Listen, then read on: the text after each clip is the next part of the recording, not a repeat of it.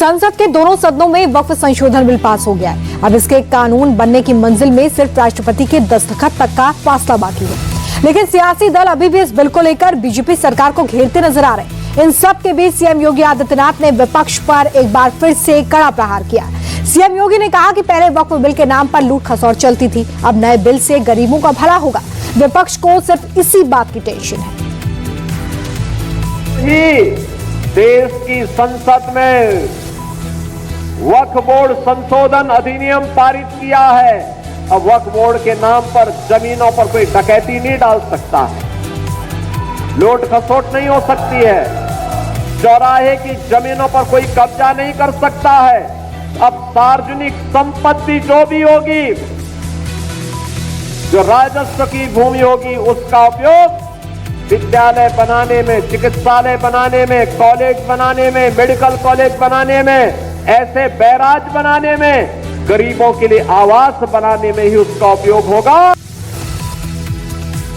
वहीं वक्फ बिल को लेकर चुनावी राज्य बिहार में सियासत तेज है। आरजेडी नेता तेजस्वी यादव ने इसे लेकर अलग ही मोर्चा खोल दिया है। तेजस्वी का कहना है कि अगर बिहार में उनकी पार्टी सरकार बनाती है तो सबसे पहले वो इस बिल का खाका फाड़कर कूड़ेदान में फेंक देंगे।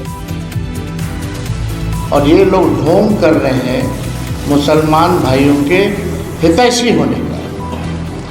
ये हम सब पूरे देश की न्यायप्रिय जनता ये जानती है कि असल मुद्दों में से ध्यान कैसे भटकाए, इसलिए जो है ये बिल जो है लाया जा रहा है।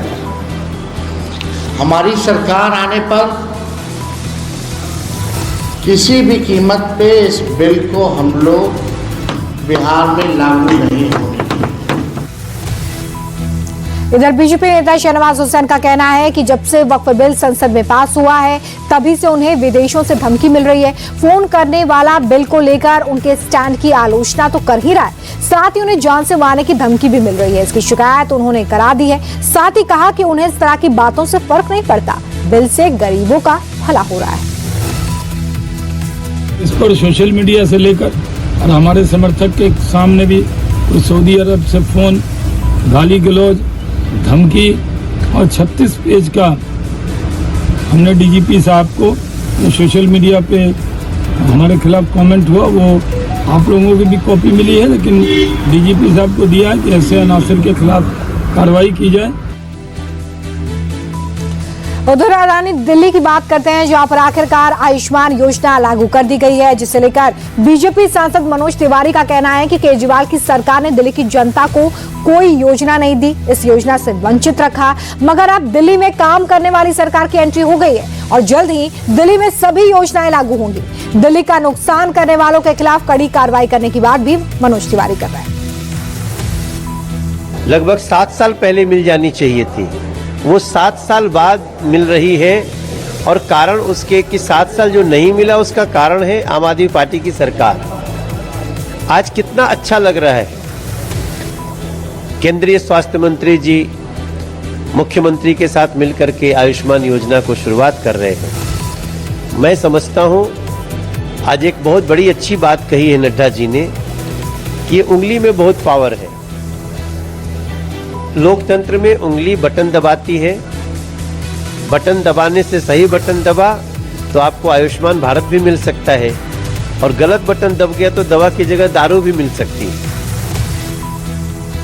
जहां दिल्ली की सरकार आयुष्मान योजना के लाभ गिना रही थी, तो वहीं पूर्व deputy CM Manish Sisodia media को ये बता रहे थे कि कैसे रेखा गुप्ता सरकार शिक्षा माफिया के साथ मिली हुई है।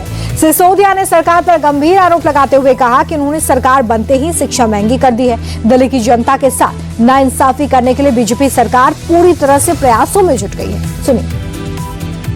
लेकिन भारतीय जनता पार्टी की सरकार आते ही प्राइवेट स्कूलों को खुली छूट मिल गई है पेरेंट्स को लूटने की। आपको दिल्ली के लोगों ने सरकार चलाने के लिए चुना है, आपको दिल्ली के लोगों ने उन वादों के लिए चुना है जो आपने चुनाव में किए थे।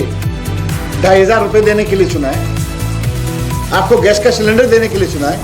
आपको दिल्ली के लोगों ने इसलिए तो नहीं चुना था कि आप आते ही प्राइवेट स्कूलों की फीस बढ़ा दो,